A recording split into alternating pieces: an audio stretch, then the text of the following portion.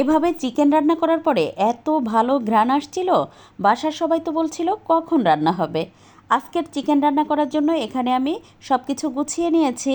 এবার চুলায় একটা প্যানে 1.5 কেজি পরিমাণ লেয়ার মুরগি দিয়ে দেবো। আমি আজকে চামড়া সহ নিয়েছি। এখন এর মধ্যে দিয়ে দেবো পেঁয়াজ কুচি, আদা রসুন বাটা, শুকনো মরিচ বাটা, স্বাদ মতো লবণ, সেই সাথে দিয়ে দেবো হলুদ গুঁড়া, ধনে গুঁড়া, জিরা গুঁড়া, তেজপাতা, এলাচ, দারচিনি, লবঙ্গ, গোলমরিচ, আরও দিয়েছিলাম বড় এলাচ। তো এখন 1 টেবিল চামচ পরিমাণ রান্নার তেল দিয়ে খুব ভালোভাবে এটা মেখে নেব। তারপর ঢাকনা দিয়ে ঢেকে 20 মিনিটের জন্য রেখে দেব। তারপরে তো চুলার আঁচ হাই রেখে রান্না করে নিয়েছি 5-6 মিনিট। এ পর্যায়ে দিয়ে দেবো কাঁচামরিচ আর গোটা রসুন। তারপর ঢাকনা দিয়ে ঢেকে আরও 5-6 মিনিট রান্না করে নিয়েছি। এখন এর মধ্যে 1 কাপ পরিমাণ পানি দিয়ে প্রায় 10-15 মিনিট রান্না করে নেব। চিকেনটা 50% মতো সিদ্ধ হয়ে যাওয়া পর্যন্ত। এখন এর মধ্যে কয়েকটা আলু কেটে দিয়ে দেবো, সাথে দিয়ে দেবো শুকনো মরিচ 3টা দিয়ে এটা আরও 10-15 মিনিট ভালোভাবে কষিয়ে নিয়ে এখন ঝোলের জন্য 2 কাপ পানি দিয়ে দিলাম। তারপরে বেশ খানিকটা সময় রান্না করে নিয়েছি। চিকেনটা 90% মতো সিদ্ধ হয়ে গেলে দিয়ে দেবো চিকেনের ডিম আর এই যে স্পেশাল মশলাটা বেটে নিয়েছি সেটা দিয়ে দেবো। সেই সাথে দিয়েছি কাঁচামরিচ, গরম মশলা গুঁড়া। তারপরে 5 মিনিট রান্না করে নিয়েছি। আর এই তো রান্নাটা কমপ্লিট হয়ে গেছে। আর এটা খেতে অসম্ভব মজার হয়েছিল। দাঁড়ান দাঁড়ান, নতুন আপু ভাইয়ারা অথবা ব্যাচেলার ভাই বোনেরা কোথাও যাবেন না। আজকে আপনাদের সাথে শেয়ার করব মাছের ঝোল অথবা চিকেন রান্নার সেরা স্বাদের গোপন রেসিপি। তার জন্য চুলায় একটা প্যানে 1/4 কাপ রান্নার তেল দিয়ে তাতে দিয়ে দিলাম 1 কাপ পরিমাণ পেঁয়াজ কুচি, আরও দিয়েছি 1 কাপ পরিমাণ দেশি রসুন কুচি। আপনি আপনার পছন্দ মতো যে কোনো রসুনই দিয়ে দিতে পারেন। তারপর এই যে চুলার আঁচ মিডিয়াম রেখে লাল লাল করে ভেজে নেব। তো এই তো মোটামুটি যখন লাল হয়ে আসছে তখন এর মধ্যে দিয়ে দেবো 3-4টা তেজপাতা ছোট করে কেটে। তারপর তো শুধুমাত্র 30 সেকেন্ড মতো ভেজে নিয়ে চুলাটা বন্ধ করে এই পর্যায়ে দিয়ে দেবো 2 টেবিল চামচ পরিমাণ গোটা জিরা। তারপরে এই যে 2 মিনিট মতো নেড়ে মিশিয়ে নেব। এতে করে জিরা আর তেজপাতাটা খুবই মুচমোচা হয়ে যাবে। আর হ্যাঁ, এই কাজটা কিন্তু চুলা বন্ধ করে করবেন, তা না হলে এই যে পেঁয়াজ রসুন একদম কালো কালো হয়ে যাবে। আর আপনি চাইলে কিন্তু এখানে 3-4টা শুকনো মরিচও দিয়ে দিতে পারেন। এতে করে কালারটাও সুন্দর হয় আর ঘ্রাণটাও বেশ ভালো আসে। তো আজকে আমি মশলাটা শিলপাটায় বেটে নেব। আপনি চাইলে ব্লেন্ডার জারেও 2টো পালস দিয়ে নিতে পারেন। যেটা আপনার কাছে সুবিধা হয় ঠিক সেটাই করে নেবেন। এই তো মিহি করে বেটে নেওয়া হয়ে গেছে। এবার একটা আইস বক্সে আমি 1 টেবিল চামচ পরিমাণ করে রেখে দিব। তারপরে এটা জমে গেলে একটা এয়ারটাইট বক্সে রেখে দিব। এই মশলা দিয়ে রান্না করলে চিকেন অথবা মাছের ঝোল দুর্দান্ত স্বাদ হতে বাধ্য। মুগ ডাল দিয়ে এত মজার মিষ্টি বানিয়ে বাড়ির সবাইকে তো অবাক করে দিলাম। 30 মিনিট আগে মুগ ডাল ভিজিয়ে রেখে তারপরে এই যে দেখতেই পাচ্ছেন একটু দানা দানা করে ব্লেন্ড করে নিয়েছি। সামান্য একটু লবণ দিয়ে মেখে নিয়ে এবার গরম তেলে বড়ার মতো করে ভেজে নেব। 6-7 মিনিট সময় নিয়ে এই যে আমি বড়াটা ভেজে নিলাম। তারপরে একটু ঠান্ডা করে নেব। তারপর তো আবারও ব্লেন্ড করে নেব, একদম দানা দানা মতো থাকে যেন, ঠিক সেভাবে।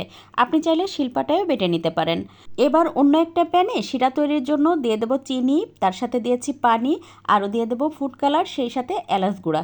তারপরে 1 তার 2 তার মতো করে নিয়ে এখন এর মধ্যে ওই যে আগে থেকে ব্লেন্ড করে রাখা মুগ ডালের মিশ্রণটা দিয়ে বেশ ভালোভাবে ভেজে নেব, একদম পানি যেন না থাকে।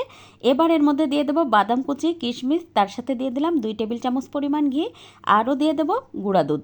এবার ওই সব কিছু আরও একটু ভেজে নেব। তারপরে তো এটা গরম থাকা অবস্থায় হাতে সহ্য হয় এরকম গরম থাকা অবস্থায় লাড্ডুর শেপ দিয়ে তৈরি করে নেব।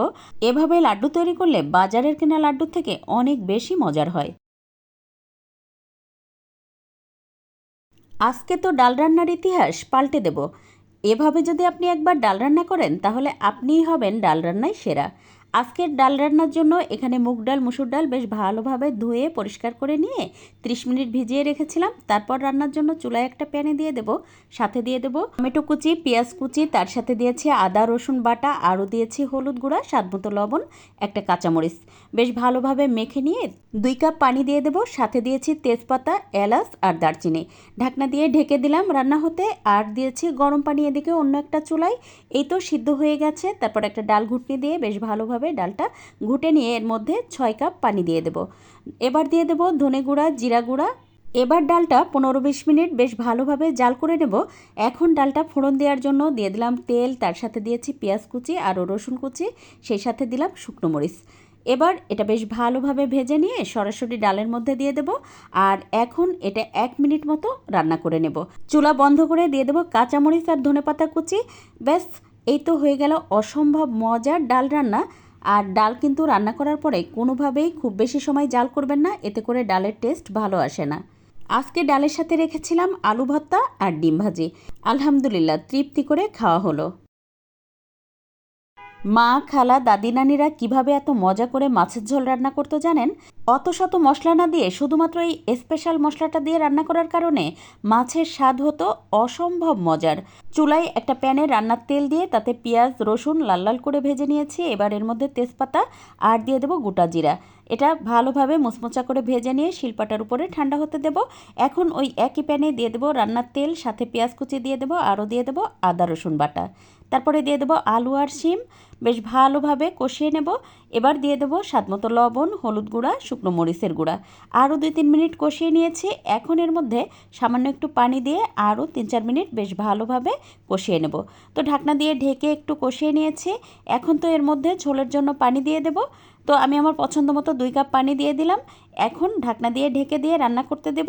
আর এদিকে ওই মশলাটা বেটে নেব। সেখান থেকে 1 টেবিল চামচ পরিমাণ ব্যবহার করব। এই তো শিম আলু 70% মতো সিদ্ধ হয়ে গেছে। এখন আগে থেকে ভেজে রাখা কাতলা মাছ দিয়ে দেবো, সাথে একটা টমেটো কেটে তার সাথে দিয়ে দেবো কয়েকটা কাঁচামরিচ কেটে।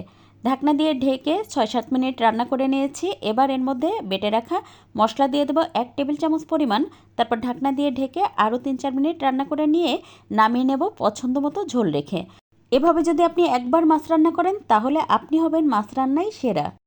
এভাবে শুটকি রান্না করে 2 প্লেট ভাত খাওয়ার পরেও পেট ভরবে, কিন্তু মন ভরবে না। এটা যে কী পরিমাণ মজার হয় খেতে! তাই ভিডিওটা শেয়ার করে রেখে দেন, এতে করে যখন দরকার হবে তখন একটু দেখে নিতে পারবেন। আজকের রান্নার জন্য 5টা বাঁশপাতা চাপা শুটকি বেশ ভালোভাবে ধুয়ে পরিষ্কার করে বেটে নিয়েছি। সাথে শুকনো মরিচ বেটে নেব, সেই সাথে 4টা রসুন কুচি করে বেটে নেব। এবার রান্নার জন্য চুলায় একটা প্যানে তেল গরম করে তাতে 4টা পেঁয়াজ কুচি দিয়ে একটু ভেজে নিয়ে দিয়ে দেবো একটা গোটা রসুন, সেই সাথে দিয়ে দেবো ওই যে আগে থেকে বেটে রাখা শুটকি। তারপর 5-6 মিনিট ভালোভাবে কষিয়ে নিয়ে দিয়ে দেবো স্বাদমতো লবণ, ধনে গুঁড়া আর হলুদ গুঁড়া। তারপর বেশ ভালোভাবে কষিয়ে নিয়ে এখন দিয়ে দেবো একটা টমেটো আর একটা বেগুন কেটে।